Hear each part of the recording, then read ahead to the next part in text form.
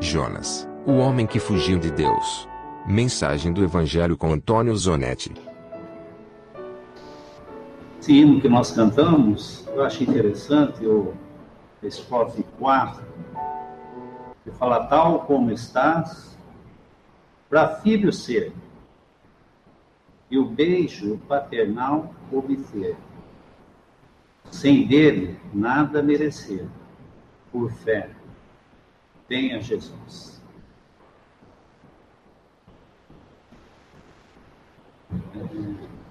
É muito comum nós ouvirmos pessoas falarem sobre que todos são filhos de Deus, né? Às vezes, uma situação contrária, e as pessoas começam a falar: não, mas nós somos todos filhos de Deus, né? E nós que conhecemos a palavra de Deus, nós sabemos que não é dessa forma. Podemos abrir no Evangelho de João, capítulo 1. Evangelho de João, capítulo 1, versículo 12. Mas a todos quantos o receberam, deu-lhes o poder de serem feitos filhos de Deus, aos que creem no seu nome, os quais não nasceram do sangue, nem da vontade da carne, nem da vontade do varão, mas de Deus. Então, esse versículo, eu creio que é a chave para tudo, né? Então, nós podemos ser filhos a partir desse momento. Antes, criaturas. Então, são criaturas de Deus. Quando uma pessoa ainda não crê na obra de Cristo, não crê como Cristo como Salvador, ela é uma criatura de Deus, criada por Deus, mas não filho. Então, nós vemos que esse hino é bem claro: tal como estás, para filho ser, e o beijo paternal obter, sem dele nada merecer, por fé, tenha Jesus. Estava pensando numa passagem em Jonas,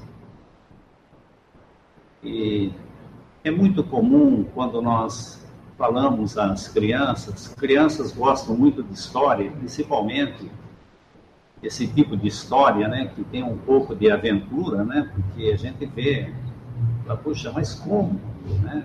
Nós, como adultos, até pensamos como, né? Nós ficamos indagando: mas como? Engoliu o peixe, ficou 3 dias, mas que jeito? Mas como? Mas como pode ser? Nós adultos, nós sempre ficamos questionando e perguntando. Mas quando você fala para uma criança, elas não ficam questionando. Por isso que na palavra o Senhor fala: se não vos tornares como uma criança, não podereis ver o reino de Deus. Então nós vemos que uma criança, você fala, ela fica boquiaberta, elas gostam de ouvir histórias, né? Elas ficam delirando quando você conta uma história. E essa história de Jonas, ela é interessante. Nós falamos às crianças, né? Mostramos em figura. Quantas vezes os irmãos em escola dominical mostrou essas coisas às crianças, e elas realmente elas entram na história, elas conseguem mergulhar na história. E nós já, como adultos, nós já ficamos um pouco com o pé atrás, né? Mas, poxa, ficamos muitas vezes questionando: mas espera aí, que tipo de peixe? A palavra não fala que peixe que era, se era um tubarão, se era uma baleia, que tipo de peixe que era. Mas ela fala que era um grande peixe. Era um grande peixe. Mas que diferença faz o tipo de peixe, né? Vai fazer alguma diferença se é uma baleia, se é um tubarão, que for? A palavra fala que é um grande peixe. Agora, esse não é um tipo de história que foi escrita somente para coisa infantil, para as crianças se divertir, porque é uma historinha bonita, né? Olha que engraçado, e faz aquela encenação, tudo. Mas nós vemos que isso aí, ela está relacionada também com o Evangelho. Então, nós vemos que quando o povo pede um sinal, o Senhor já refere, fala, nenhum sinal será dado, senão o sinal de Jonas. Como Jonas teve 3 dias e 3 noites dentro do grande peixe, assim importa que o Filho do Homem também esteja no seio da terra 3 dias e 3 noites. Né? Então, nós vemos que é uma história que tem um fundamento, é uma história que está registrada aqui, e tudo que foi escrito é para o nosso ensino, ela foi escrita. Então, nós temos que sempre aprender dessa maneira e ver que aqui nós vamos ver um homem que ele está, de uma certa forma, fugindo da responsabilidade daquilo que Deus queria que ele fizesse. Nós vemos que Deus, ele utiliza homens fracos, pecadores, para se pregar no Evangelho. No entanto, nós vemos que cada semana aqui pedido a um irmão que fique à vontade para trazer essas boas novas. E nós temos que confessar que nós sempre ficamos um pouquinho esperando que outro faça. Eu vou esperar, quem sabe outro. Quando outro faz, puxa, ele foi. Né? Que beleza, ele foi. Fiquei livre, né? Parece que nós temos um pouquinho de Jonas, né? Parece que nós não queremos muita responsabilidade. Por quê? Porque muitas vezes pode ser que nosso dia a dia, ou a nossa consciência, ou qualquer coisa assim, nós olhamos para nós e falamos, puxa, mas eu não estou capacitado para fazer isso. Mas quando que eu vou estar pronto para fazer isso? Quando que alguém vai estar pronto? Então eu vejo que o nosso irmão Márcio sempre coloca no grupo, né, pedindo aos irmãos, e cada um de nós temos que confessar que nós ficamos esperando e torcendo para que o outro faça. E quando o outro faz, a gente regozija, que bênção. É assim que nós temos que confessar isso. E Jonas, nós vemos que o Senhor convoca Jonas para essa pregação. Mas ele não queria, porque ele era um judeu e essa pregação era para os gentios. E ele, conhecendo e sabendo que Deus é um Deus de graça, um Deus de misericórdia, falou, puxa, eu vou lá, vou pregar, esse pessoal vai se converter e Deus não vai exterminar esse pessoal. Então ele acaba fugindo, né? E querendo sair da presença de Deus. Então, vamos ler um trechinho aqui no livro de Jonas. Só o primeiro capítulo, depois a gente vai comentando alguma coisa. Capítulo 1, versículo 1. E veio a palavra do Senhor a Jonas, filho de Amitai, dizendo, levanta-te e vai à grande cidade de Nínive e clama contra ela, porque a sua malícia subiu até mim. Jonas se levantou para fugir de diante da face do Senhor para Tarsis. E descendo a Jope, achou um navio que ia para Tarsis. Pagou, pois, a sua passagem e desceu para dentro dele, para ir com ele para Tarsis, de diante da face do Senhor. Mas o Senhor mandou no mar um grande vento, e fez no mar uma grande tempestade, e o navio estava para quebrar-se. Então temeram os marinheiros, clamava cada um ao seu Deus, e lançavam ao mar as suas fazendas e que estavam no navio, para aliviarem o seu peso. Jonas, porém, desceu ao lugar no porão, se deitou e dormia um profundo sono. E o mestre do navio chegou e disse a ele, que tens, dormente? Levanta-te, invoca o teu Deus. Talvez assim Deus se lembre de nós para que não pereçamos. E dizia cada um a seu companheiro: vinde e lancemos sortes, para que saibamos por que causa nos sobreveio este mal. E lançaram sortes, e a sorte caiu sobre Jonas. Então lhe disseram: declara-nos tu agora, por que razão sobreveio este mal? Que ocupação é a tua? De onde vens? Qual a tua terra? E que povo és tu? E ele lhes disse: eu sou hebreu e temo ao Senhor, o Deus do céu, que fez o mar e a terra seca. Então esses homens se encheram de grande temor e lhe disseram: por que fizeste tu isto? Pois sabiam os homens que fugia de diante do Senhor, porque ele o tinha declarado. E disseram-lhe: que faremos nós para que o mar se acalme? Porque o mar se elevava e engrossava cada vez mais. E ele lhe disse: levantai-me e lançai-me no mar, e se aquietará. Porque eu sei que por minha causa vos sobreveio este grande tempestade. Entretanto, os homens remavam, esforçando por alcançar a terra, mas não podiam, porquanto o mar ia se embravecendo cada vez mais contra eles. Então clamaram ao Senhor e disseram: ah, Senhor, nós te rogamos, não pereçamos por causa da vida deste homem.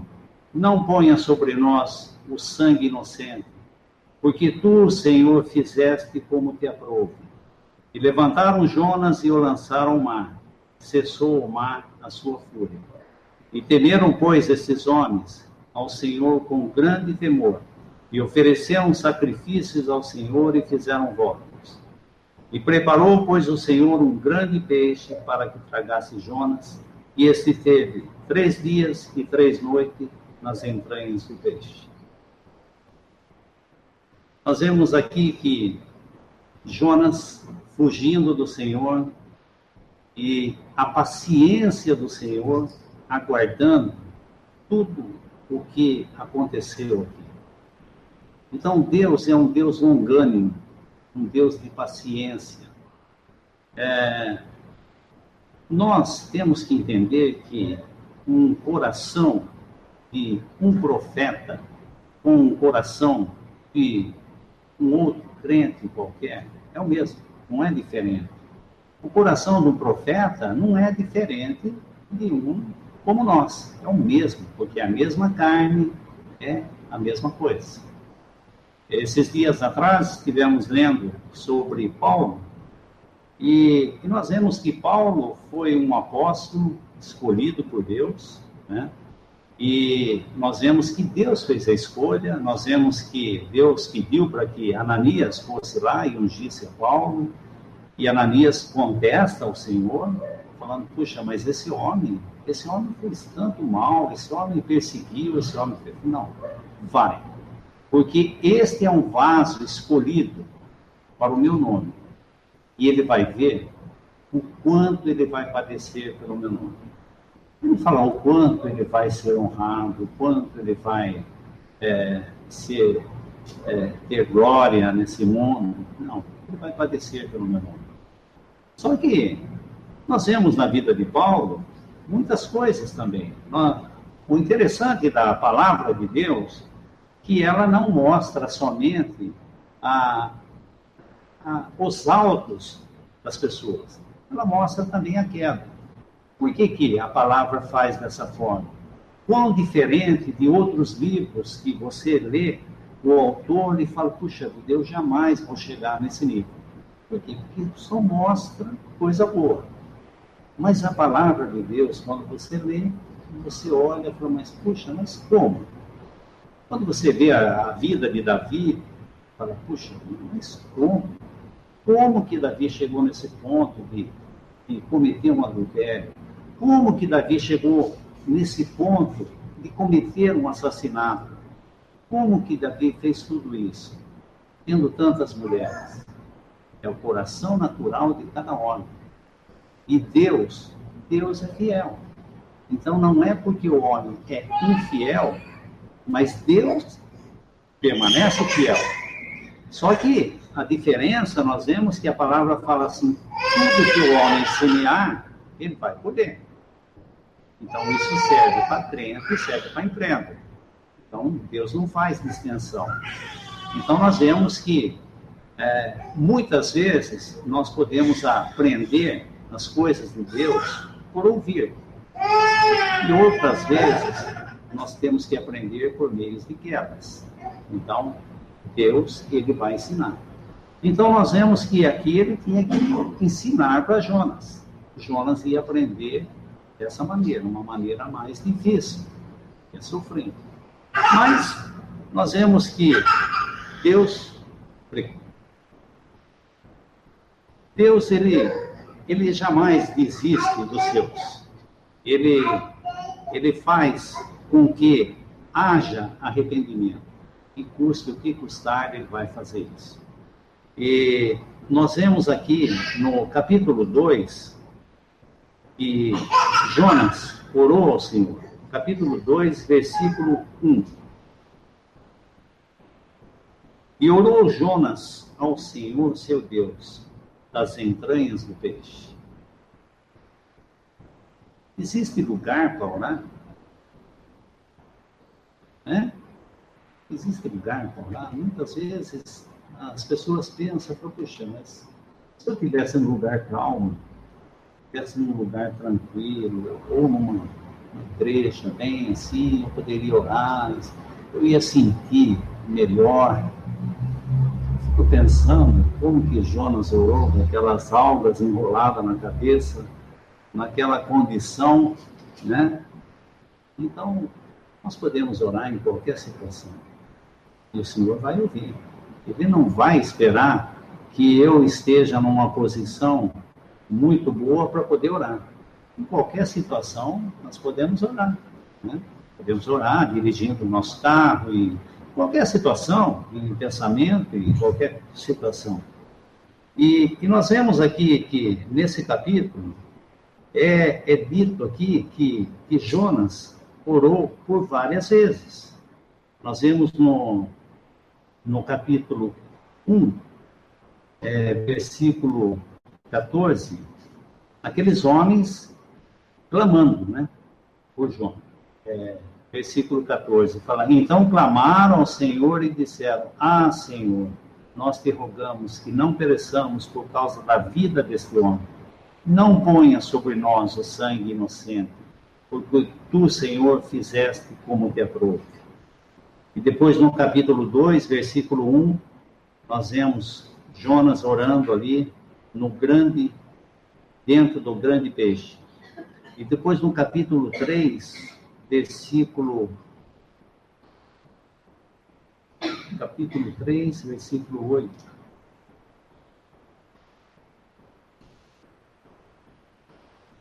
Mas os homens e os animais estarão cobertos e clamarão fortemente a Deus e converterão cada um do seu mau caminho e da violência que há nas suas mãos.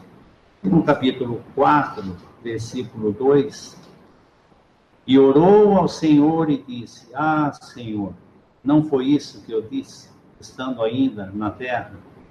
Por isso me preveni, fugindo para Tarsis, pois sabia que tu és Deus piedoso, misericordioso, longânimo e grande benignidade, e te arrependes do mal.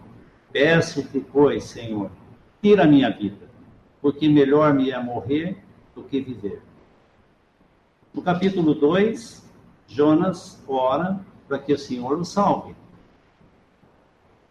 No capítulo 4, ele, indignado com a bondade de Deus, com a misericórdia de Deus, ele ora para que Deus tire sua vida. E nós vemos que Deus utiliza homens fracos, como nós, pecadores. Ele não utiliza anjos para pregar o Evangelho. Por quê? Porque os anjos não podem conhecer esse arrependimento. Não há arrependimento para anjos, mas para o pecador há arrependimento.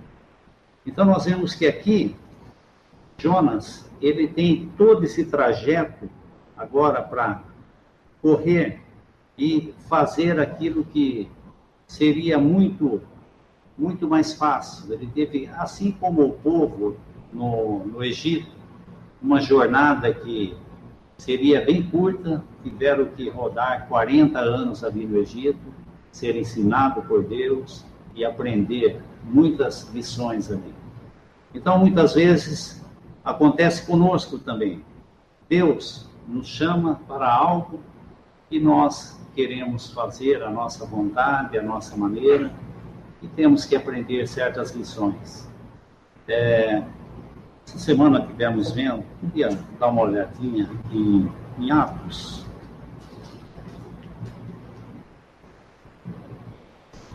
O livro de Atos,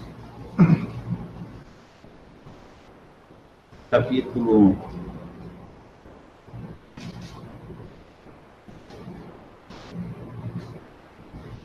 23. Esse livro de Atos é interessante porque, como nós falamos, Paulo, um apóstolo escolhido por Deus, mas nós vemos que nos capítulos anteriores, Paulo foi advertido para que ele não fosse para Jerusalém. Deus utilizou os irmãos para falar para Paulo e ele não ouviu. Deus utilizou Ágabo para falar para Paulo, ele não ouviu. E ele acabou fazendo a sua própria vontade, porque a palavra registra no seu espírito, em letra minúscula. E nós vemos que Paulo, ele tentou de várias maneiras convencer os judeus, porque ele tinha um coração para os judeus. E ele tentou de várias maneiras convencer os judeus e ele não conseguia nada. Nós vemos que quando a multidão se juntou, ele acabou falando para os hebreus em língua hebraica, foi permitido que ele falasse. Ele falou que, numa ocasião, ele falou que ele era judeu. Depois ele, quando era favorável, ele falou que era romano, não que ele não fosse, ele era também. Então, quando era favorável, ele usava de uma posição. Quando era favorável de outra maneira, ele usava de uma outra posição. Mas tudo por quê? Porque ele estava indo, fazendo a sua própria vontade. Os irmãos advertiram para que ele não fosse, o Senhor enviou a um profeta, mas ele acabou fazendo a sua própria vontade, e assim nós vemos que tudo que ele fazia não dava certo. Por quê? Porque era ele fazendo. Quão diferente, porque o Senhor dá livramento para Paulo, embora ele fazendo coisas que não era segundo aquilo que era para ele fazer, nós vemos que quando chegar ao ponto de querer matá-lo, o Senhor dá um livramento a Paulo de uma forma humana. Nós vemos que nunca ouvimos falar de um sobrinho de Paulo. E esse sobrinho de Paulo acaba sabendo que os judeus estavam querendo matar a Paulo e vai e anuncia isso. Paulo envia ele ao tribuno e Paulo acaba sendo livre dessa forma. Então, quão diferente quando foi com Pedro, que Deus utilizou um anjo para chegar lá, abrir as portas, trazer Pedro para fora. Por quê? Porque Pedro estava ali em obediência, né? Ele não estava fazendo algo contra. Então, Deus utilizou dessa maneira. Mas agora com Paulo, Deus estava usando de uma maneira humana. Usou ali o sobrinho de Paulo e acabou livrando Paulo. E Paulo tentou de todas as formas, ele falou, e no capítulo 23, versículo 6, eu vou ser bem conciso aqui, mas fala assim: e Paulo, sabendo que uma parte era dos saduceus e outra do fariseu, clamou ao conselho: varões e irmãos, eu sou fariseu, filho de fariseu, no tocante à esperança e ressurreição dos mortos, sou julgado. E havendo dito isto, houve dissensão entre os fariseus e os saduceus, e a multidão se dividiu, porque os saduceus dizem que não há ressurreição nem de anjo, nem de espírito, mas os fariseus reconhecem uma e outra coisa. E originou-se um grande clamor, levantando-se os escribas da parte dos fariseus, contendiam dizendo: nenhum mal achamos nesse homem. E se algum espírito ou anjo lhe falou, não resistamos a Deus. E havendo grande dissensão, o tribuno, temendo que Paulo fosse despedaçado por eles, mandou descer a soldadesca para que o tirassem do meio deles e o levassem para a fortaleza. E eu acho muito bonito esse versículo 11, porque Paulo, ele estava agindo, seria como ele estivesse tirando da sua mochila tudo aquilo que ele poderia. E ele tinha, porque era um homem que ele falava vários idiomas, né? Realmente ele era judeu, ele era romano, tudo aquilo que ele falava era. Mas como ele estava em desobediência, nada daquilo que ele fazia dava certo, né? Ele falava de uma maneira e um contra que ele matava. Aí ele, percebendo que ali havia fariseus e saduceus, ele implementou dessa maneira e houve aquele tumulto, né? Só criou tumulto. E daí no versículo 11 fala assim: e na noite seguinte, apresentando-se-lhe ao Senhor, disse: Paulo, tem ânimo, porque como de mim testificasse em Jerusalém, assim importa que testifiques também em Roma. Então seria como se batesse na costa: Paulo, fica tranquilo, sabe? Então, isso aí para nós é um consolo, porque o Senhor não fala, então, seria. O Senhor, ele está ali, né? Ele está nos ajudando. Então, isso para nós é um consolo. Então, nós vemos que Jonas também, o Senhor não desamparou. Claro, tá bom, quer ir para cá. Porque uma vez eu lembro que o irmão falou que esse mundo aqui, esse mundo é um navio que está indo para Tarsis, né? Esse mundo é desse jeito, né? Então, nós vemos que Deus, ele teve que ter paciência com Jonas e Jonas aprender essa lição. E uma coisa que eu achei interessante, que um irmão narra sobre essa questão de Jonas, é que ele não precisou falar muitas palavras para que esse povo se convertesse, né? Muitas vezes nós achamos que, por nossa habilidade, por nosso testemunho, nós vamos convencer as pessoas. Paulo estava falando, deu o testemunho da sua vida, falou de toda a sua vida, até o ponto que ele falou: Paulo, para, essas letras estão deixando você meio doido, para, não aguentavam mais ouvir. Então, muitas vezes, quando nós começamos a pregar a palavra e vemos que achamos que não faz efeito, nós queremos introduzir a nossa vida, a nossa experiência. E nós vemos que nada disso. É a palavra de Deus que tem vida. É essa palavra que vai tocar nas pessoas. Então, quantas palavras Jonas teve que falar para que esse povo se convertesse? Ele não teve que fazer uma declaração, ele não teve que contar a sua vida, falar: olha, eu estava assim, era para ir fazer e tal, depois eu fui no navio, depois eu fiz aquilo, depois eu ia.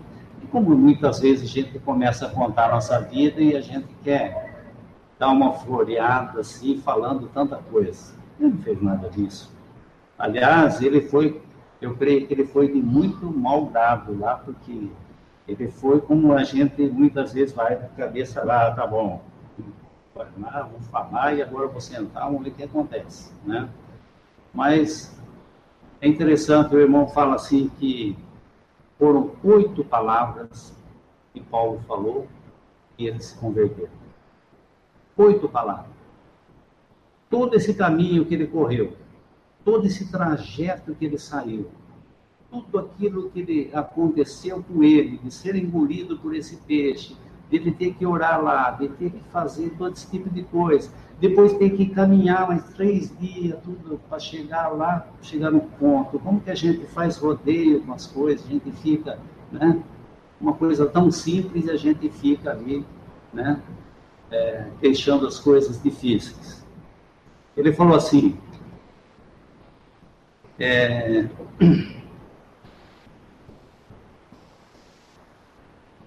Ainda em 40 dias, e Nínive deve ser subvertida.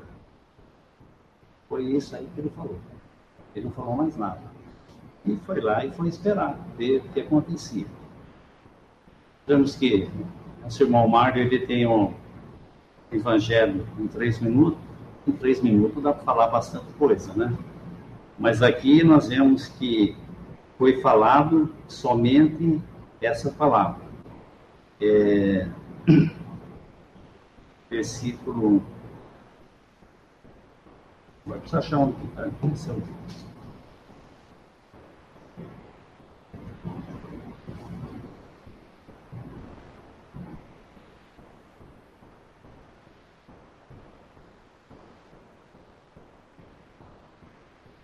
Capítulo 3, versículo 4. E começou Jonas a entrar pela cidade a caminho de um dia, e pregava e dizia, ainda que 40 dias, e Nínive será subvertido. Tá bom, não fala mais nada.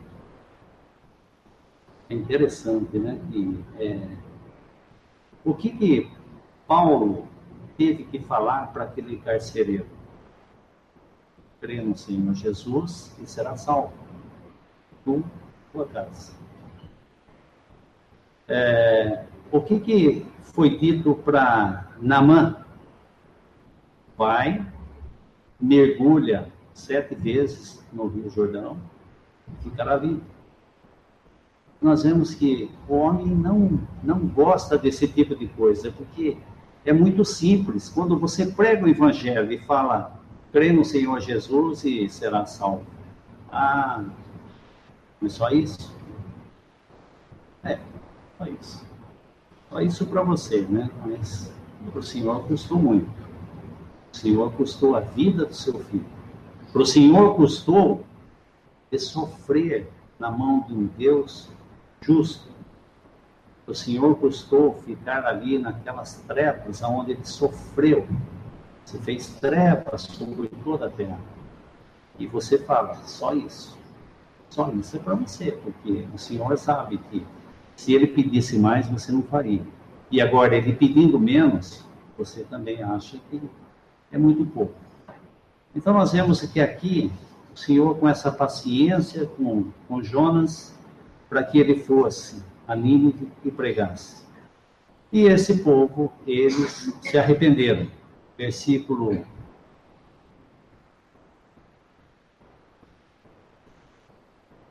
4, vou ler novamente. E começou Jonas a entrar pela cidade a caminho de um dia. Pregava e dizia, ainda 40 dias, e Nínive será subvertida. E os homens de Nínive creram em Deus e proclamaram um jejum, vestiram de saco, desde o maior até o menor. A palavra não fala. Creram em Jonas, naquilo que Jonas falou. Creram em Deus. Creram na palavra de Deus. Então, o nosso testemunho é bom. Só que muitas vezes nós nos gloriamos de dar o nosso testemunho. Parece que nós fizemos alguma coisa por merecer. E isso ofusca um pouco do Evangelho. Então, o Evangelho tem que ser pregado porque é a palavra de Deus. É a palavra que tem poder. Essa palavra que vai gerar vida. Por quê? Porque a palavra diz que todos estão mortos em delitos e pecados. A palavra fala, não há um justo, nenhum sequer. Todos extraviados. E destituídos estão da glória de Deus. Isso que a palavra fala. Então nós vemos que não tem outro caminho. A palavra fala que não há um justo. Ah, mas eu faço. Olha, eu procuro fazer, eu procuro ajudar as pessoas, porque o que importa. Mas a palavra fala assim, você está fazendo errado. Achei interessante, essa semana veio uma senhora na minha loja, uma caixinha, agora é Natal, então, veio com aquelas velinhas para vender, Olha, eu vendo essas velhinhas e depois eu conto uma história do menino Jesus, aquela história. Ele falou, olha, a palavra de Deus não fala nada de contar a história do Senhor Jesus, porque nunca teve lugar para ele aqui nesse mundo. Nunca. Ele teve que nascer numa manjedoura, ele foi perseguido, então não tem uma história boa para se contar dele. Mas o que a palavra fala para nós lembrarmos é da sua morte, não do seu nascimento. Então o Senhor Jesus, quando estavam com seus discípulos, ele instituiu a ceia e falou, fazei isso em memória de mim até que eu venha. Então, daí eu falei, e a senhora crê no Senhor Jesus como Salvador? Ela falou, naquele dia o Senhor... Eu falei, não, hoje, como que a senhora vai contar uma bela história para uma pessoa se nem a senhora tem a certeza daquilo que a senhora está falando? Como que eu posso falar para uma pessoa de uma novidade se eu mesmo não tenho? Vou deixar essa pessoa falar, mas faça um monte de regra. E sabe que regras elas são quebradas. A gente procura furar regra de toda maneira. Podendo, a gente faz. Então nós vemos que aqui não precisou muita coisa para Jonas sair e fugir da presença do Senhor. Nós vemos muitos casos na palavra de grandes homens fugindo. E por pouca coisa, nós vemos Pedro negando ao Senhor Jesus. Não precisou muita coisa, uma simples criada foi lá e falou, você tá... Não, nem conheço, nunca vi, nem sei quem é. Negou. E nós vemos que nem por isso o Senhor abandonou. Porque o Senhor já havia dito para Pedro, falou, olha, está escrito. Não, Senhor, jamais, eu dou minha vida. Está escrito. Então, o Senhor já tinha intercedido por Pedro antes da queda. Muitas vezes nós pensamos que o Senhor vai interceder depois. Não, ele já sabe antes que aconteça. Isso é maravilhoso. Então, esse é o Deus que nós podemos ter. Esse é o nosso Pai que nós podemos ter. Mas que maneira? Crendo no seu Filho como seu único e bendito Salvador. Então, nós vemos que agora Jonas vai e prega a esse povo e eles, realmente, eles se arrependem, né? E se vestem. Versículo 6. Porque a palavra chegou ao rei de Nínive, levantou do seu trono, tirou de si os seus vestidos, cobriu de saco, assentou-se sobre cinza, fez uma proclamação e divulgou em Nínive, por mandato do rei, dos seus grandes, dizendo, nem homem, nem animais, nem bois, nem ovelhas, provem coisa alguma, e nem se dê pasto, e nem bebam água. Mas os homens e os animais, cobertos de saco, clamarão fortemente a Deus e se converterão, cada um, seu mau caminho e da violência que há nas suas mãos. Quem sabe se voltará a Deus, se arrependerá e fartará do furor da sua ira, de sorte que não pereçamos. E Deus viu as obras deles, como se converteram no seu mau caminho, e Deus se arrependeu do mal que lhe faria e não fez. E o que aconteceu? Será que Jonas falou, que bom que ele se arrependeu. Capítulo 4. Mas desgostou-se Jonas extremamente disso e ficou todo ressentido. E orou ao Senhor, agora ele pede a morte. Morrer. Nós vemos que Elias, depois de uma grande vitória, matando os profetas de Baal, quando ele foi ameaçado por uma mulher, Jezabel, o que acontece? Ele foge, vai para a caverna, fica lá e fica todo ressentido. E Deus vai atrás. Elias, o que está fazendo? Senhor, só fiquei eu, aconteceu isso, aquilo. Então nós vemos que nós somos assim. Nós achamos que é só nós, mas o Senhor tem o seu povo. E nós somos assim, de altos e baixos. Por isso que nós temos que viver sempre com a boca no pó. Por quê? Porque Deus é misericordioso, é nosso Pai, Ele sabe que nós somos. Esses dias eu vi uma figura, eu achei muito interessante. Tem um senhor, um velhinho, e ele está com o remo, assim, no barco, e tem uma menininha junto, e a menininha está lá com a mãozinha no remo, assim, como que ajudando ele a remar esse barco. Mas, na realidade, é ele que está fazendo toda a força. Mas a menina está com a mãozinha ali, e ela está toda contente, porque aquele barco está andando, e ela está achando que o barco está andando, porque ela está ajudando. Eu creio que Deus também, Ele quer dessa maneira que nós colocamos a mão no remo. Mas é Ele que está fazendo todo o trabalho. É Ele que está cuidando de tudo. E Ele quer que nós tenhamos o privilégio de colocar a mão nesse remo e ser participante com Ele dessas coisas. Deus pode fazer as coisas sem nós, mas Ele não quer. Nós vemos que Ele quer participar. Nós vemos que quando o Senhor Jesus foi ressuscitar Lázaro, estava uma pedra lá. O Senhor não tinha poder para pegar aquela pedra, fazer rolar e sair? Não. Tinha. Mas o que Ele faz? Tirar a pedra. É algo que o homem pode fazer. Por que eu vou correndo fazer lá, se eu sei que o meu filho pode fazer esse trabalho? Filho, vai lá, pega esse. Eu sei que ele é capacitado para fazer. E ele vai ficar contente, pronto, pai, eu fiz. Né? Então nós vemos que o Senhor, Ele quer dessa forma que nós sejamos participantes disso. Mas voltando à nossa história de Jonas, para terminar, nós vemos que ele fica muito ressentido, e o Senhor tem que mostrar para Jonas o quanto existe de mal no nosso coração.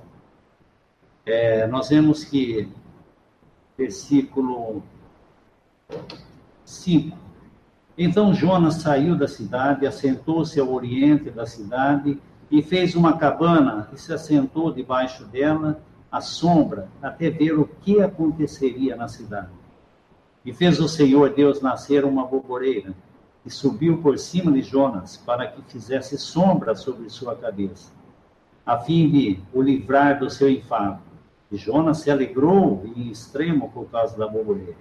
Mas Deus enviou um bicho no dia seguinte, a subir da alva, o qual feriu a boboreira e essa secou. E aconteceu que, aparecendo o sol, Deus mandou um vento calmoso e oriental, e o sol feriu a cabeça de Jonas, e ele desmaiou e desejou com toda a sua alma morrer, dizendo: melhor me é morrer do que viver. Então disse Deus a Jonas: é caso razoável que assim te enfades por causa da boboreira? E ele disse: é justo que me enfade, a ponto de desejar a morte. E disse o Senhor: tiveste compaixão da boboreira, que não trabalhaste, nem fizeste crescer, e que numa noite nasceu e numa noite pereceu. Não hei eu de ter compaixão da grande cidade de Nínive, que estão mais de 120.000 homens, que não sabem discernir entre a mão direita e a esquerda, também dos animais? Então nós vemos que ali, quando está falando dessa forma, né, que não sabe discernir entre a mão direita e a esquerda, eu creio que está se tratando de crianças também, né? Então, nós vemos que o Senhor tem que usar dessa forma para mostrar e trazer a sensatez às juntas. E assim o Senhor tem que fazer muitas vezes conosco, né? Porque nós somos seletivos em até pregar o Evangelho. Nós, às vezes, temos alguém assim, mas deixa, vou falar. Deixa. Temos que confessar que existe isso em cada um de nós, né? Porque se esses homens estão aqui nos representando, então eu sei que não tem nada de bom comigo, né? Então é bom a gente conhecer. Então, só mais uma vez, se alguém ainda não conhece ao Senhor Jesus e quer ser filho, aceita Cristo como Salvador, crê no Senhor Jesus e será salvo, como a palavra fala. Simples, mas Ele fez todo o trabalho, né? Nós vemos que Ele sofreu na mão de Deus, Deus Santo, Ele sofreu na mão dos homens todas as coisas. Ele sofreu sendo abandonado pelos seus. Todo o trabalho é dele. Apenas aceite a Cristo como Salvador e agora você pode falar, puxa vida, Ele me conhece.